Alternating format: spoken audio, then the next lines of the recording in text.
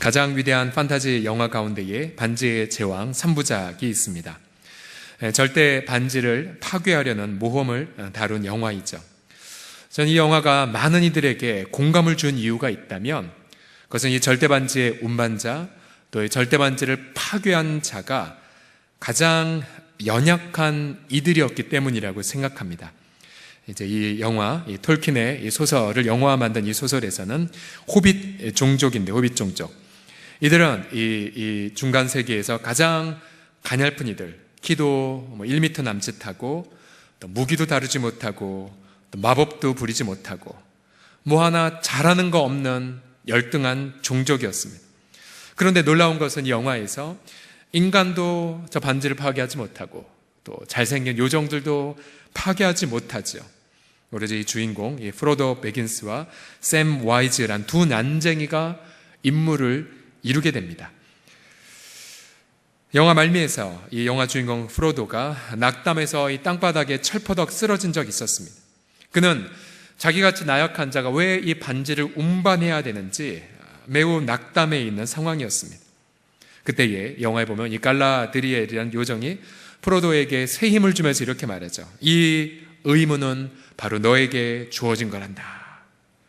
요정은 난쟁이에게 새 힘을 주고 또 프로도는 힘차게 남은 여정을 감당하게 되죠. 자, 아무 힘도 없고 또 열등감과 좌절감이 가득했던 모세가 또한 네 임무가 이것이라고 말하였을 때에 모세의 심경은 과연 어떠했을까요? 우리가 계속 보았듯이 주님은 모세가 비범했을 때에 그를 부르지 않았습니다. 오히려 주님은 모세가 비천할 때에 임무를 주셨죠.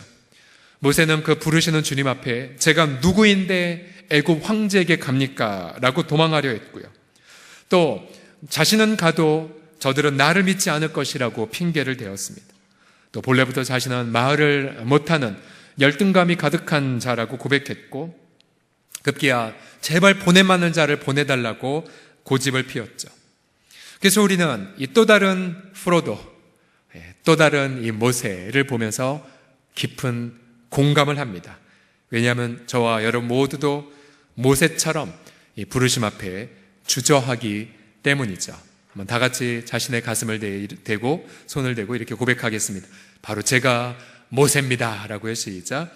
바로 제가 모세입니다. 예. 근데 모세는 하나님의 끈질긴 설득 앞에 마침내 일어서서 순종하고자 했죠. 주님은 모세에게 17절에서 너는 이 지팡이를 손에 잡고 이것으로 이적을 행할지니라고 말씀하셨습니다. 모세는 하나님의 긴 인내 때문에 믿음이 생겼죠. 그래서 20절 하반절을 보면 모세가 그의 아내와 아들들을 나귀에 태우고 애굽으로 돌아가는데 모세가 무엇을 손에 잡았습니까? 하나님의 지팡이를 손에 잡았습니다. 하나님의 지팡이. 이제 모세의 믿음을 반영한 고백이죠. 하나님의 지팡이. 즉 모세의 손에 붙들린 그 손때 묻은 지팡이가 어느덧 하나님의 지팡이가 되었습니다. 모세는 하나님의 지팡이로 자신의 부르심을 이루어가기 위하여 모험을 떠납니다. 우리 사랑하는 기도의 지체들, 또 이 자리에 계신 우리 사랑하는 우리 교사들. 예, 오늘도 각 부서 출석 부르지 않을 테니까 다음 주부터 칼날같이 우리 주일학 교사들 단 한 명도 남김없이 여기에 동원시켜 주시기를 부탁드리겠습니다. 자, 우리 사랑하는 교사들도 포함해서 우리가 이 보잘것없는 이 보잘것없는 지팡이가 어떻게 해서 하나님의 위대한 지팡이가 될 수가 있을까요? 주님은 어떻게 나의 지팡이를 하나님의 지팡이로 만들어 가실까요? 첫 번째로 우리 주님은 성령의 위로와 통찰력을 통해서 나의 지팡이를 하나님의 지팡이로 만들어 가십니다. 다 같이 따라 하시겠습니다. 성령의 위로와 통찰력. 시작. 모세는 자신의 장인 어르신 이드로에게 작별을 고합니다. 18절 보시면 모세가 그의 장인 이드로에게 돌아가서 그에게 이르되 내가 애굽에 있는 내 형제들에게로 돌아가서 그들이 아직 살아있는지 알아보려 하오니 나로 가게 하소서. 모세는 떨기나무 가운데에 주님을 만났다는 고백을 생략했습니다. 그저 자신의 형제들이 살아있는지만 보겠다고만 말하죠. 모세는 40년간 함께 살았던 장인에게조차도 자신의 소명을 확신 있게 말하지 못했습니다. 그러니까 모세는 여전히 자신감 없는 노인에 불과했죠. 그러나 우리 성령 하나님은 모세의 마음을 위로해 주십니다. 바로 그 다음 19절을 보시면 모세가 하나님께 묻지도 않았는데 하나님 모세에게 이렇게 격려를 주십니다. 여호와께서 미디안에서 모세에게 이르시되 애굽으로 돌아가라. 네 목숨을 노리던 자가 다 죽었느니라. 하나님은 모세가 좀 더 안전히 갈 수 있도록 배려하셨습니다. 결국 이 성령의 위로 때문에 모세의 지팡이는 하나님의 지팡이가 되어갔죠. 본문을 보면 성령의 위로만 주어지지 않았습니다. 성령의 통찰력도 주어졌죠. 21절을 보시면요, 여호와께서 모세에게 이르시되 네가 애굽으로 돌아가거든 내가 네 손에 준 이적을 바로 앞에서 다 행하라. 그러나 내가 그의 마음을 완악하게 한즉 그가 백성을 보내주지 아니하리니 내 백성을 보내지 않았기에 내 장자를 보내지 않았기에 내가 너의 장자를 죽이리라는 말씀을 전하라고 모세에게 말해줍니다. 즉 주님은 모세에게 너의 여정 순탄치 않을 것이라고 미리 귀띔하셨습니다.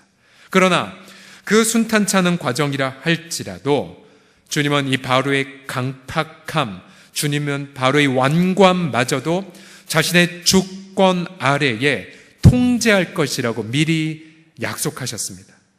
바로가 아무리 스스로 하나님의 뜻을 거부하고 주의 음성을 거역한다 할지라도 하나님의 계획은 막을 수 없을 것이라고 모세에게 미리 말씀해 줍니다. 결국은 모세는 성령 하나님의 위로를 얻었고 또 성령 하나님의 통찰력을 갖게 되었죠. 그래서 이 성령의 위로와 성령의 통찰력으로 앞으로 그가 행할 머나먼 여정을 힘차게 걸을 수가 있었습니다. 우리 사랑하는 성도들이요, 우리도 역시 마찬가지입니다. 우리가 주님의 주신 지팡이를 붙잡고 힘차게 걸어가지만 그러나 우리 앞길에 순탄함만 있는 것은 결코 아닙니다. 예를 들어 우리 다음 세대 사역을 보십시오. 우리가 다음 세대들이 죄와 사망의 노예에서 벗어나서 살아계신 하나님을 예배하도록 우리 교사들은 부름받았습니다. 그러나 교사들이 직면하는 것이 무엇입니까? 그것은 우리 자녀들이 강팍해서, 자녀들이 완고해서 복음을 거부하는 것을 직면하죠. 우리 선생님들을 거부하거나 혹은 전화를 받지 않거나 혹은 약속을 번번이 어기는 것을 직면하게 됩니다. 그러나 그런 어려움 앞에 우리 교사들 낙담하지 마십시오. 내가 아이들에게 바람맞는 것조차도 하나님의 주권 아래 놓여 있음을 바라보십시오. 바로의 모든 완고함마저도 하나님의 주권적인 손 아래 두셨기 때문에 우리 자녀들이 아무리 교사들의 말을 듣지 않거나 혹은 방황한다 할지라도 하나님의 그 주권을 거스를 수가 없음을 믿습니다. 성령의 위로하심, 성령의 통찰력. 그래서 끊임없이 우리 다음 세대 교사들은 성령이 주시는 그 음성을 청종하셔야 됩니다. 내 눈으로 관찰한 것에 의지하지 마시고 끊임없이 성령이 불어넣어 주신 다음 세대를 향한 비전과 소망에 우리 교사들은 붙들리셔야 됩니다. 여러분들 얼마나 그런 광경을 보고 계십니까? 끊임없이 예수 그리스도의 성령님은 우리 다음 세대들에게 또 우리 기도하시는 분들에게 끊임없이 그림을 보여주세요. 어떤 그림입니까? 그 그림 속에는 우리 자녀들도 예수 그리스도의 복음 때문에 죄와 사망에서 자유하게 되어 하나님을 전심으로 예배하는 장면입니다. 여러분 그 그림이 보여지십니까? 또 우리 자녀들이 이사야에서 말씀대로 주님께 교훈을 받고 주님 앞에 큰 평안을 얻는 장면, 여러분 교사들 그 보이십니까? 또 우리 자녀들이 역시 이사야에서 약속대로 열방을 유업으로 얻는 그 장면, 또 우리 자녀들이 모든 우상들을 다 내어버리고 하나님 한 분만 섬기는 그 비전, 여러분 오늘 밤 성령의 그 권능과 능력으로 우리 자녀들이 일어난 장면에 붙들리셔서 어떠한 어려움에도 불구하고 성령의 위로와 통찰력으로 마음껏 하나님 앞에 헌신하시기를 예수님의 이름으로 축복합니다. 옆 사람 보면 이렇게 고백하겠습니다. 다음 세대들이 일어나고 있습니다라고. 시작. 아멘. 여러분의 고백대로 이루어질 줄을 믿습니다. 두 번째로 주님은 어떻게 나의 지팡이를 하나님의 지팡이로 만들어 가시냐면 팀 사역을 통해서입니다. 함께 따라 하시겠습니다. 팀 사역을 통해서. 시작. 자, 모세가 하나님의 지팡이를 붙잡고 이제 가족들과 함께 이집트로 내려갑니다. 그런데 27절을 보면 하나님은 모세 홀로 부르지 않으시고 아론도 부르시는 장면을 봅니다. 27절 같이 읽겠습니다. 시작. 여호와께서 아론에게 이르시되 광야에 가서 모세를 맞으라 하시매 그가 가서 하나님의 산에서 모세를 만나 그에게 입맞추니. 자, 아론도 하나님의 음성을 들었습니다. 그리고는 광야의 호렙산에 가서 모세를 만나라는 음성을 듣죠.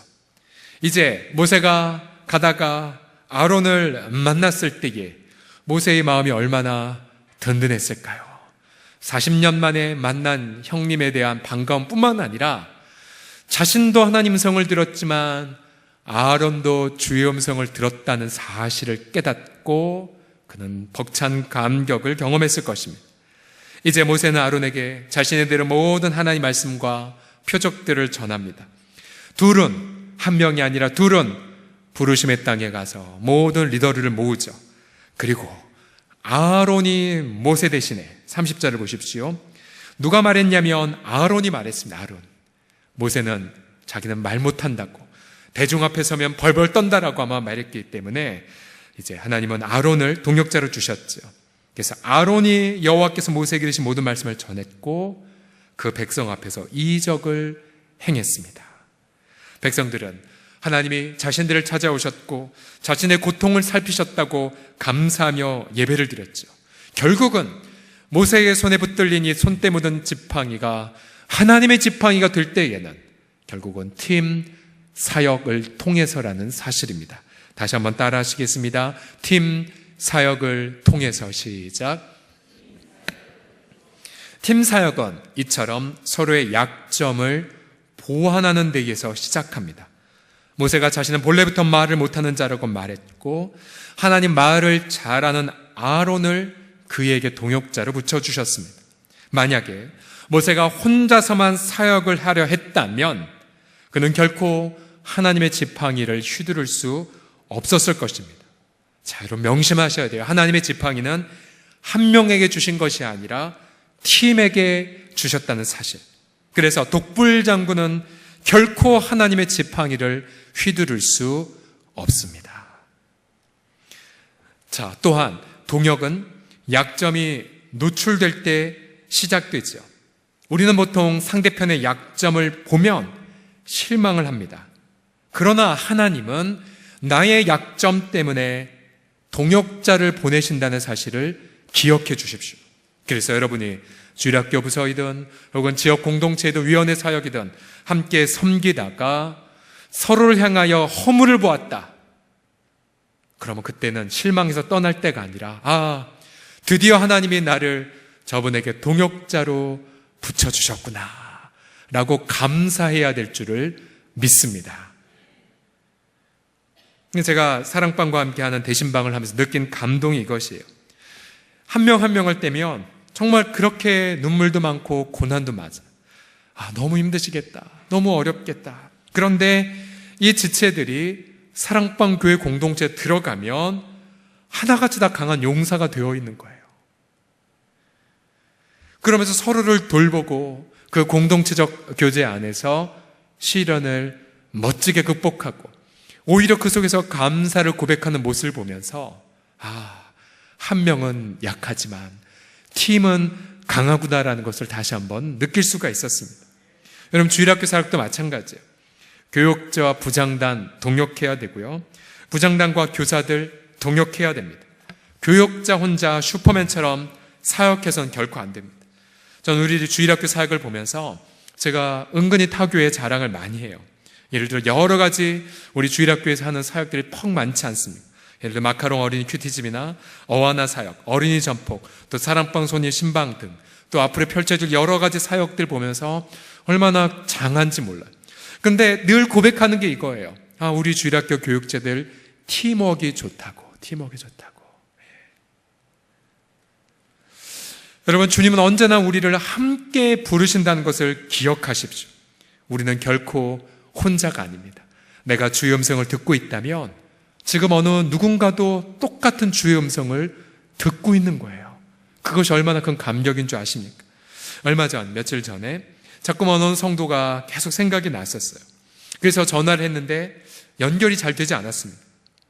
그래서 제 아내에게 말했죠. 아무개가 자꾸 생각이 나 전화했는데 전화가 안 되더라. 근데 제 아내가 하는 말이 그거 성령님이 생각하게 하시는 거니까 계속 전화하라고. 그날 연락 안 되고 그 다음날 연락 안 되고 이틀 만에 연결이 되었는데요. 그런데 자세한 말씀은 제가 드릴 수는 없지만 그 성도의 상황은 너무나도 가정적으로 힘든 상황이었어요. 힘들면서 힘든 상황 속에서 나 혼자구나 라고 힘들어할 때였었습니다. 근데 전화를 딱 받더니 목사님 저 혼자 아니군요. 주님이 저를 지금 돌아보고 계시는군요 라고 큰 위로를 전화를 통해서 받은 적이 있습니다. 우리 사랑하는 성도들이요, 주님은 우리를 홀로 광야로 보내지 않으십니다. 언제나 동역자를 보내주십니다. 그러나 그 동역자의 모습은 완벽한 모습으로 우리 옆에 있는 것이 아니라 허물 많은 모습으로, 모세처럼 비천한 모습으로, 모세처럼 열등감과 좌절감이 가득한 모습으로 옆에 있을지 모릅니다. 그러나 기억하십시오. 여러분이 그의 동역자로 부름받았다는 사실, 그 동역을 통해 저와 여러분 모두가 하나님의 지팡이를 멋지게 세상 속에 휘두르시기를 주님의 이름으로 간곡히 부탁드립니다. 마지막으로 주님은 어떻게 나의 지팡이를 하나님의 지팡이로 만들어 가시냐면 거룩함의 동역을 통해서입니다. 거룩함의 동역. 자, 모세에게 있어서 가장 중요한 것은 기적을 행하는 것이 아니었습니다. 모세에게 가장 중요한 일종의 스펙이 있다면 그것은 바로 거룩함이었습니다. 거룩함. 하나님 모세에게 처음 나타나셨을 때에 이렇게 말씀하셨죠. 네가 선 곳은 거룩한 곳이니 네 발에서 신을 벗으라. 자, 이 말은 우리가 부르심을 이루는 첫 단추가 무엇이냐면 거룩, 구별됨이라는 사실이죠. 문제는 이 거룩함의 과제도 홀로 이루어갈 수 없다는 사실입니다. 오늘 모세를 보십시오. 모세의 자녀는 그때까지 할례를 받지 못하고 있었습니다. 할례가 무엇입니까? 창세기 17장 10절에 보면 너희 중 남자는 다 할례를 받으라. 이것이 나와 너희와 후손 사이 지킬 내 언약이라고 말씀하셨죠. 즉 남자의 몸에 상처를 내므로 평생 동안 구별된 자임을 기억하기 위해서였습니다. 그런데 모세는 자신에게 주신 자녀들에게 할례를 시행하지 않고 있었어요. 모세는 오랫동안 광야에 있으면서 신앙의 순수성마저도 무너진 것 같습니다. 모세는 오랫동안 구별된 삶을 살지 않았음에 틀림이 없죠. 그러기에 모세는 자녀에게 여호와의 신앙을 제대로 가르치지 않았습니다.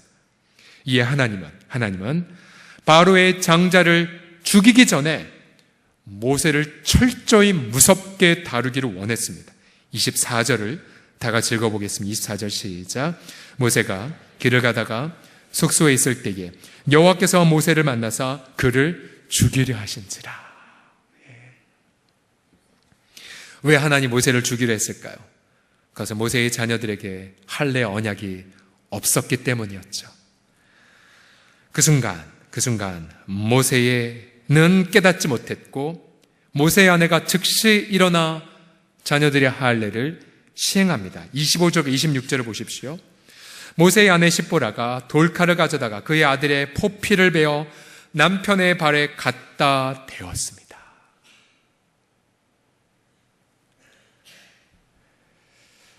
모세는 자신이 왜 하나님께 무섭게 징계를 받는지 깨닫지 못했어요.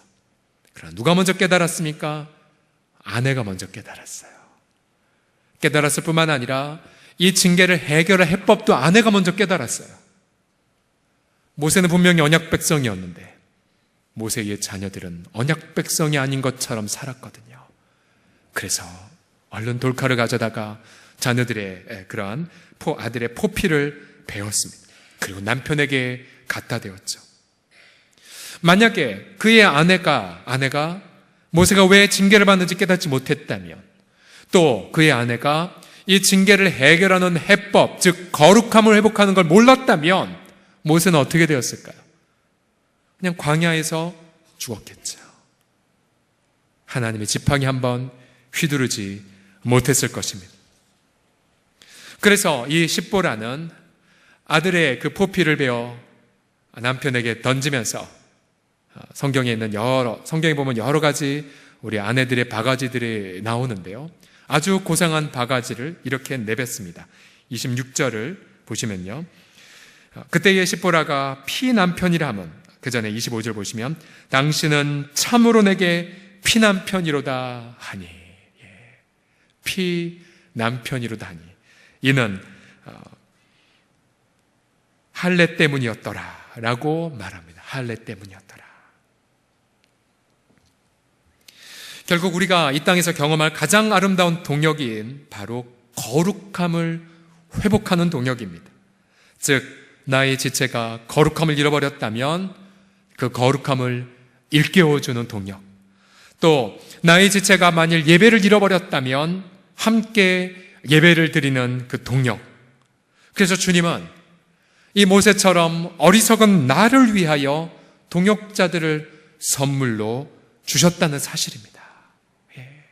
특별히 우리 남편들에겐 안타까운 소리이지만 이런 걸 깨닫는 것은 여성이 더 빠르다는 사실이요. 그래서 혹시 부부가 함께 오셨다면 아내 말씀에 늘 아멘으로 순종하시고요. 또 우리 교회 공동체도 마찬가지입니다. 우리 자매들이 통찰력이 있으세요. 우리 남성들이, 저를 비롯해 남자들이 깨닫지 못하는 거대한 부분들을 우리 자매들은 잘 분별해 주세요. 그래서 교회는 우리 여성들의 그 동역이 잘 이루어져야 됩니다. 잠언 27장 17절 말씀을 다 같이 읽어보겠습니다. 시작. 철이 저를 날카롭게 하는 것 같이 사람이 그의 친구의 얼굴을 빛나게 하느니라. 아멘. 자기 스스로 나의 얼굴을 거룩하게 빛나지 못합니다. 나의 친구가 그 친구의 도움을 통해서 때로는 철이 저를 날카롭게 하는 아픔을 겪는다 할지라도 거룩함의 빛남을 이루려면 친구가 필요합니다. 또 시편 141편 5절을 보시면요, 역시 같이 읽겠습니다. 시작. 의인이 나를 칠지라도 은혜로 여기며 책망할지라도 머리에 기름같이 여겨서 내 머리가 이를 거절하지 아니할지라. 아멘, 아멘. 늘 이런 기도를 하셔야 돼요. 때로는 의인이 나를 책망할 때 있잖아요. 그럼 우린 교만해서 거부하거나 핑계를 댑니다. 근데 이 시편 저절을 보십시오. 의인이 나를 칠지라도 뭐로 여기게 해달라고요? 은혜로. 또 의인이 나를 책망할지라도 뭐로 여기게 해달라고요? 나의 머리에 기름, 우리로 말하면 화장품처럼 여기게 해달라고, 향수처럼 여기게 해달라고 기도합니다. 그래서 때로는 교회에서 우리 함께 더불어 살다 보면 엉뚱한 오해를 받거나 또 까닭없는 비방을 받을 때 있잖아요. 여러분, 그때에도 하나님 저를 거룩하게 만드시기 위해 하나님이 주권적으로 잠시 허용하신 걸 믿습니다라고 내가 먼저 회개할 거리를 찾으셔야 돼요. 그래야 속 편합니다. 그래야 속 편해요. 저는 이러한 거룩함으로 우리가 함께 빚어지는 은혜가 우리 교회 공동체의 모든 관계마다 넘치시기를 주님의 이름으로 축복합니다.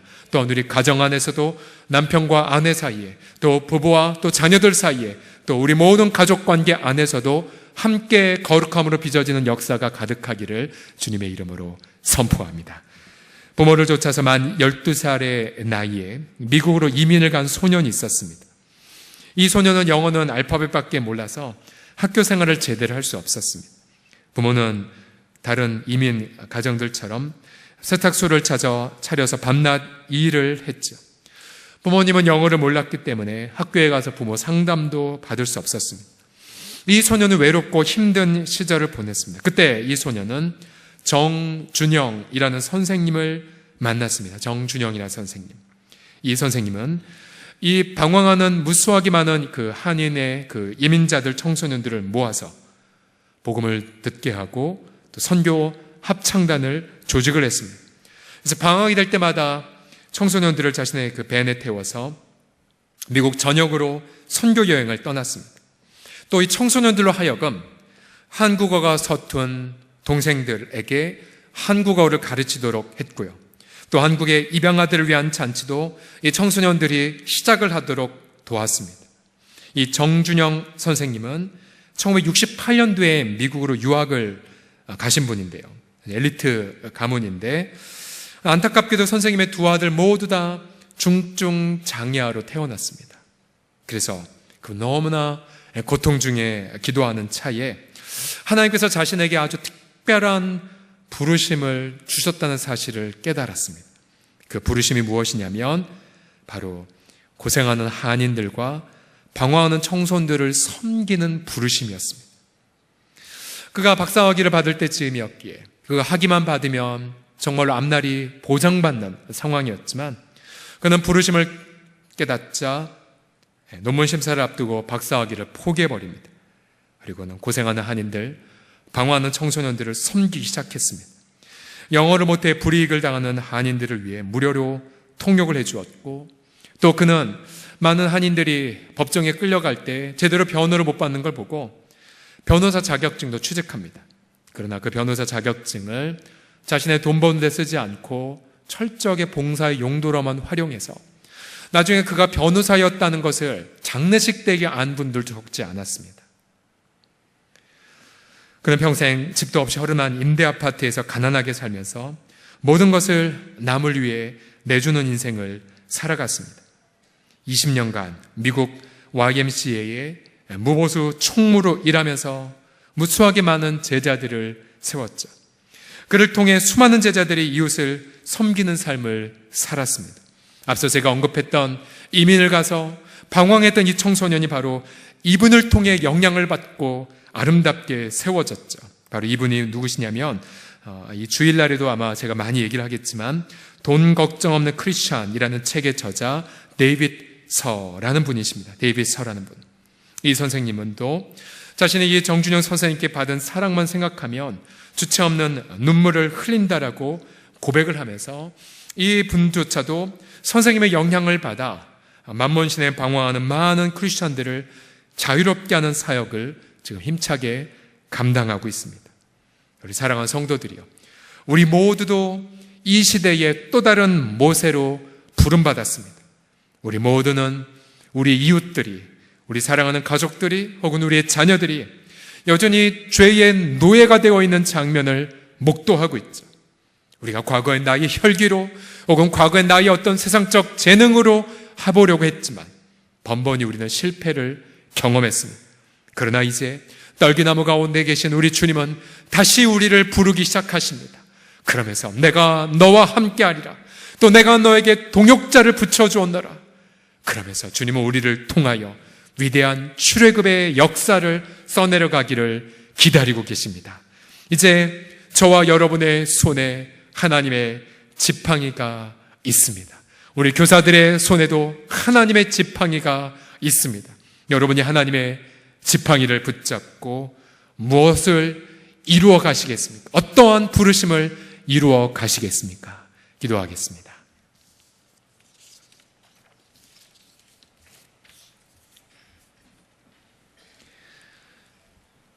평범하고 비참한 자를 부르시사 주님의 비범한 도구로 사용하여 주신 하나님을 송축하나이다.